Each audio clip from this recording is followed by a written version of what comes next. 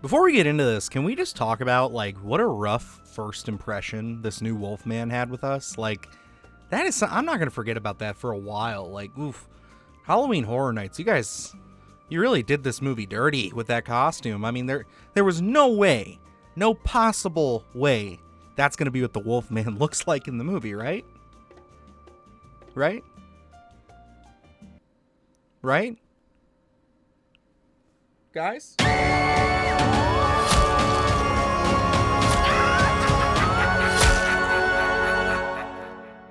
Good evening, campers, dreamers, and babysitters, and welcome back to another recommendation list. Yes, this time I'm talking about 5 movies you should watch before we go see the upcoming The Wolfman. Yes, this is another remake here from Universal, tapping back into their Universal Monsters catalog, this time coming from Leigh Whannell, the man behind The Invisible Man, which I was pretty sure we all liked that movie, but I guess I'm now hearing that movie kind of sucks. I don't know. I don't agree, but here we are anyway. So I really was kind of debating whether or not I was going to do this list. I know we have like Peter Pan coming out in the same week, and I was like, well, I kind of want to do something for that. And then I also have like a lot of videos that I'm prepping right now to get out for the beginning of the year here, just some new experimental stuff. But my heart of hearts, came true, and I was like, you know what, I have to do this for the Wolfman, because I've been back and forth on this. I think this movie, I trust Leigh Whannell. I think it looks pretty solid, aside from my hesitation for how they're doing the actual wolf of the Wolfman. I think that it's a different take. And it was just earlier this week, actually, that I kind of resigned myself to the fact that, okay, this isn't going to be the Wolfman that I necessarily want. I'm someone who enjoyed the 2010 remake, so that's the more traditional style. That's something I like. This is going to be different, which is fine. I got to stop being a baby about it and just go in with an open mind. So, with that all said and done, let's talk about some werewolf movies. And of course, as always, if you are new here and you're just stumbling across this video, hi, how's it going? Thank you for stopping by, and I hope that you'll give this video a like, help us boost this thing up in the algorithm, as well as if you feel that we deserve it, please hit that subscribe button. We'd appreciate it if you'd stick around and talk some horror with us. But yeah, guys, I'm ready to get wolfy and talk about some werewolf movies, some not werewolf movies, and yeah, let's just have a good old time chatting about some furry little flicks. Kicking things off at number 5, we have 2020's The Wolf of Snow Hollow. Terror grips a small mountain town as bodies are discovered after each full moon. Losing sleep, raising a teenage daughter, and caring for his ailing father, Officer Marshall struggles to remind himself there's no such thing as werewolves. The Wolf of Snow Hollow is a very interesting film. It's never been something that's completely average, and I think that's something that I really enjoy about it, even though there's a lot of elements in this that should frustrate me as an avid werewolf fan. Now, I think the thing that really cemented this movie into being something that I love and will go back to comes down to Jim Cummings as a whole. I really like him as a writer, an actor, and a director here. This is one of his passion projects that he brought to the screen. So you kind of know when you're dealing with him that you're not going to get something that's so, on the nose. It's going to have some kind of a twist to it. It's going to have some kind of quirky zaniness to it. And that's, of course, what you get with this movie. The thing that I also think was going for this movie is that it was coming out during, the pandemic, so there wasn't a whole lot to pick from, and I was just excited to have a werewolf movie to watch. Now, going into the film itself, I'm recommending this primarily because the new Wolfman from this year is doing something a little different with its werewolf. Obviously, I talked about it a little bit in the intro, and I think that's fine, but I think that this movie also very much does something different with their werewolf. It does, in fact, pull the rug out from under you. I won't get into any spoilers for it, but it's certainly something I did not expect, but I still think really works. And I think the other piece that really works for me on this is just the characters in general. I think everybody here feels like real people, and that's another reason why I really enjoy Jim Cummings' writing, because even though he might come off as a bit more out there when it comes to his performances, you have people like Robert Foster, who this is one of his last last performances before he sadly passed away later that year. And, he's absolutely phenomenal in this, playing Jim Cummings' father. And they have a really, really tattered, rough relationship, as well as his daughter in this. I love the father-daughter relationship. I think it's very relatable. There's another gentleman here named Jimmy Tataro. Sorry, man, I got your name messed up. But yeah, either way, he's great in this. I thought that he was awesome. He has like a bigger segment towards the beginning of this. And I will say the beginning of this movie is just filled with tension. There's so much energy and tension in the beginning of this of just waiting to see this monster unveil itself. And they do a really good job of playing with it in the shadows. They don't give you too much. They just give you just enough to freak you out. Now, there's one shot in here that I absolutely love, but I also think can be a problem for some people, considering what the reveal is later. I, after seeing it multiple times, am completely fine with it. I think there is a rationale to it, but I could easily see this one kind of being a mixed bag for some of you. But I definitely think that if you're looking for an unconventional werewolf movie, The Wolf of Snow Hollow is certainly something you should check out. And coming in at my number 4 spot, we have 2018's Upgrade. Set in the near future, technology controls nearly all aspects of life.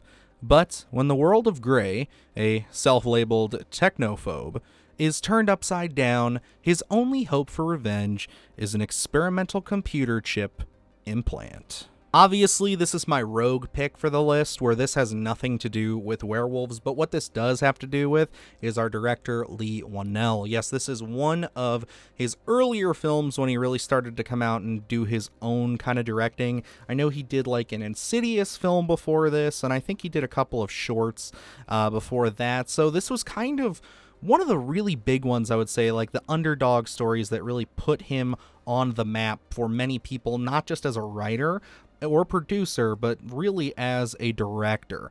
And I think it was Insidious Chapter 3 and then this. So this, to me, though, was such a breath of fresh air when I saw it. Like, the idea is very simple. It harkens back to kind of that, 80s-esque John Carpenter kind of concept, where it's like we have an out there kind of, post-apocalyptic, pseudo-weird future kind of thing. It's not post-apocalyptic, but the what I'm trying to get at here is it's just kind of a weird future that's a little off from where we're at now. And they kind of introduce an idea of a revenge story for our lead character, played by Logan Marshall Green. Some of you will know him as Discount Tom Hardy. I thought he was excellent in this movie, and definitely popped up on my list a little bit later of somebody that's like, hey, you know what? You're not just Discount Tom Hardy. You're actually a pretty good actor in yourself. So good on him. But yeah, Upgrade's wild. This is definitely a movie that's, like, again, very simple, but once they get into the swing of things and he gets this implant and he starts going on this killing spree, it is insane. This definitely has some really memorable fight sequences. There's a lot of down and dirty hand-to-hand combat that gets really crazy and out of hand. I love the way that they move the camera in this with you. They really get fluid and into those, bone-crunching elements of the fights in this. And I think it really just shows the confidence level that we got from Leigh Whannell here. He would go on from this to The Invisible Man, where I, again, think he did an excellent job. And the only reason I didn't include The Invisible Man on this was because I think more people need to see this movie. I think more people need to give this a chance.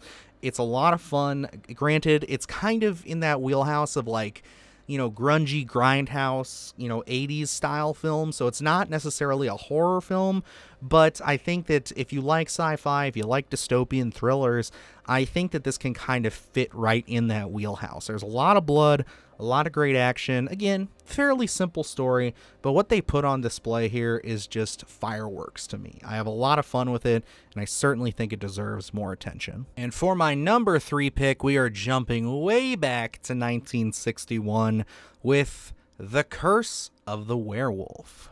In 18th century Spain, an adopted boy becomes a werewolf and terrorizes the inhabitants of his town. Again, sitting down and putting this list together, I was kind of running through a lot of different points. This was kind of the spot where I think I decided, do I really want to do this, or is there something more that I can give this? And I think the only way out of a conundrum like that for me is to watch something I've never seen before, and The Curse of the Werewolf is just that. And I really, really enjoyed this. I'm not much of a Hammer horror person, not to say that I won't be in the future, but I just haven't exposed myself to a lot of the Hammer horror catalog. So this being one of the first, I gotta say I was really impressed. I loved the take on this old material that just kind of switched up the story quite a bit. I mean, it still has that heart and soul of the Wolfman tale, where it is a tragedy. It is somebody who is cursed, not necessarily using this curse as like, all the powers that be and doing this, but no, feeling like a monster, feeling like there's nothing you can do but wait for that full moon to rise, and then you have to go on a killing spree against your will, and they play that up really well here. I think that there's so much to love about this movie. It does definitely feel like something cut from an older cloth, like you'd expect with something from the 60s, but it has so much color to it that I did not expect. There's so much, vibrance in a lot of these scenes. The characters themselves feel so modern in some places, or it's the conversations they're having with each other. There's a lot of representation here when it comes to just like the idea of, what it means to be somebody who's different, to be an outcast, to be cursed, and to have to deal with it amongst, just people you've grown up with. Like it says in the synopsis there, he's a boy who grows up to basically turn into this creature, and he has to deal with it. And he's got this very unorthodox family. I mean, there's really just a whole list of things I could go down, and one of the things that I loved about this was the look of the werewolf. Now, I'm very particular about my Wolfman stories. I think that, Wolfman is different than a werewolf, technically, in my book. I think that the Wolfman should be more man and beast connected, as like a werewolf can have the long snout, can be on all fours if it wants to be. That's all good and dandy here, but they really nailed it for me. I think the design and the makeup that they do in this movie is a perfect ode to the Lon Chaney Jr. original, and adds in again that great color, the blood that drips from his mouth. I mean, he's just scary looking. I love what he does with his eyes. Oliver Reed absolutely knocks it out of the park here.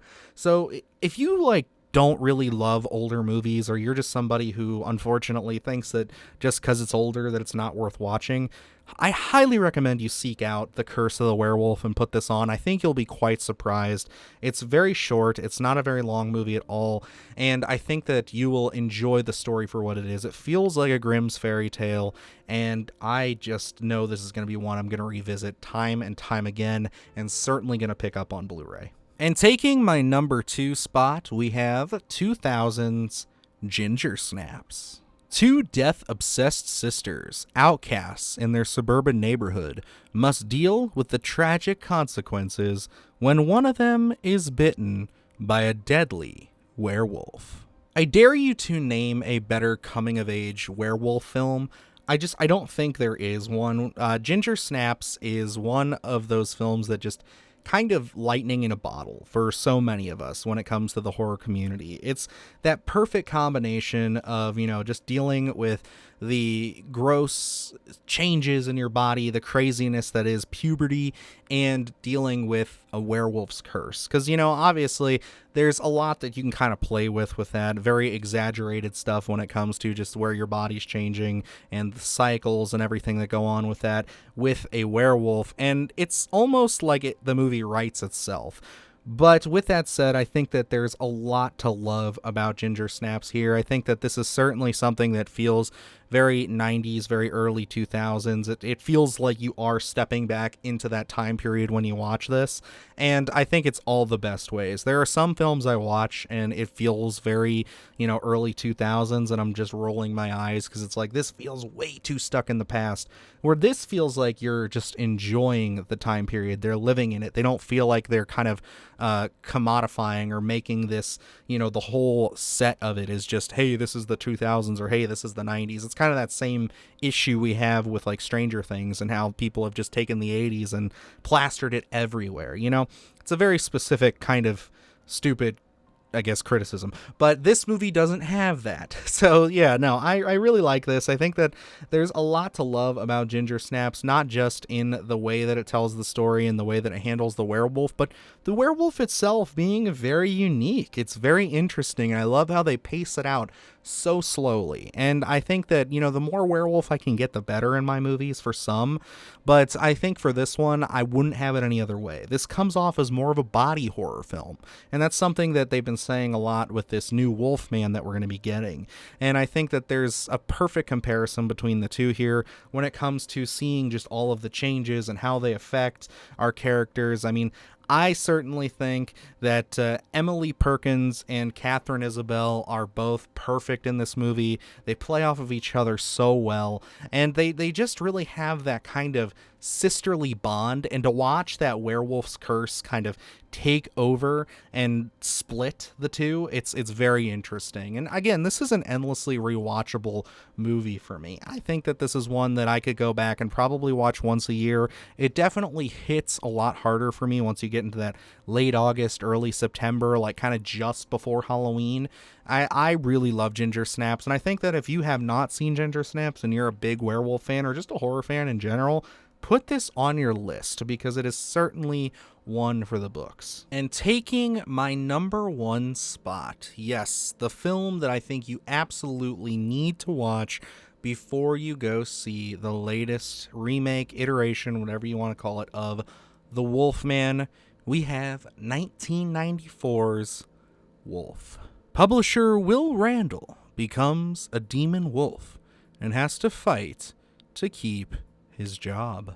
Looking at that synopsis when I was kind of teeing this whole thing up, I usually look at these on like IMDb or, Google and whatnot. And I just thought, wow, that's like a really, really terrible synopsis. Like that's just something that undersells the hell out of this movie. But I think with the added commentary from me here, you guys who have not seen this, have not experienced it, will get the picture, because 1994's Wolf, to me, is the best adaptation, remake, reimagining of the, I guess I should say modernization for the time of the Wolfman story. Now, this isn't directly adapting the Wolfman story. There's a lot of changes that they make, but there's also a lot of similarities. It's kind of a twist on the formula. And I love it, man. I think that there's so much to enjoy about this movie. I mean, from the cast, we have a bunch of legends on screen in this one. But before I even get into that, I think that a big piece of this just comes from Mike Nichols, the director. I think that he adds such a level of, nuance to this. This kind of feels like a William Friedkin movie in a sense. Now, this is the guy who directed like The Graduate and The Birdcage. Somebody who, in my opinion, you don't really see tackling like horror or anything like that. Like kind of like this very, some people would say schlocky-esque kind of horror with this man turning into a wolf. But the way they do it is just so gutsy and so ballsy to me here, because it is legitimately him becoming a wolfman. There's subtext to it, but it's not one of those things where they're pulling the rug out from under you and saying, oh no, it was all in his head all along. No, he's legitimately turning into a wolfman. And I adore it. I think that this is certainly one of the best adaptations of the material, bringing it into a modern day setting, giving you such relatable and interesting characters with Jack Nicholson's Will Randall, just a character that I love, and I think one of his most underrated performances in his career. I mean, the guy has so many wonderful performances. This, to me, is one of his best, and I think that having him juxtaposed with Michelle Pfeiffer, who I know many of you will always remember her from Batman Returns, I will always remember her from Wolf. I mean, I love the dynamic between those two. There's kind of that, playful energy. There's kind of that rebellious energy from her, because Will Randall works for her dad, and then it kind of builds with this sexual tension and they kind of fall for each other, as well as probably my favorite aspect of the movie is the relationship dynamic between James Spader and Jack Nicholson, where I will leave that for you to discover. All I will say is it's just such an interesting dynamic. It's something that I love. There's a great scene in the bathroom involving him, marking his territory, I will say, that it is just so funny, so awesome. And that's the thing. This movie isn't just dead serious. There's a little bit of humor to it. There's just relatability all around. And I can't get enough of it. This is certainly a movie that I love to recommend to people. We were on the Cobwebs channel earlier this past summer, and he was having a bunch of creators on to talk about werewolf movies.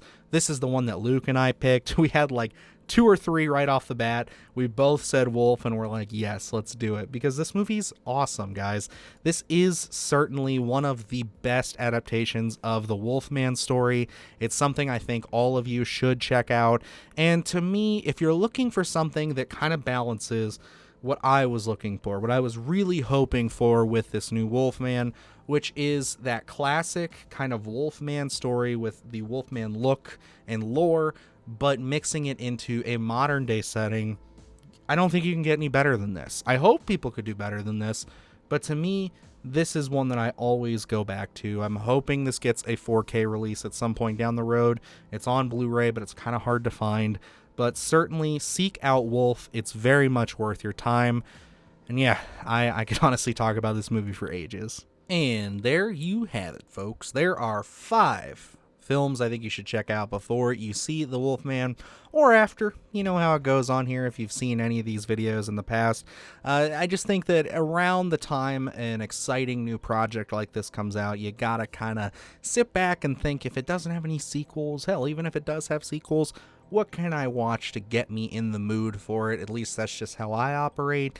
And I think these 5 films will certainly scratch those itches for you. If not, you got a couple of good werewolf films in there, a really good kind of, again, dystopian future film from Lee Whannell. Lots of winners in my opinion. But I want to know what you guys think down below. What are 5 movies you think you should watch before you go see The Wolfman? Obviously, I think you can put the original Wolfman on there. You can definitely put the 2010 Wolfman, in my opinion.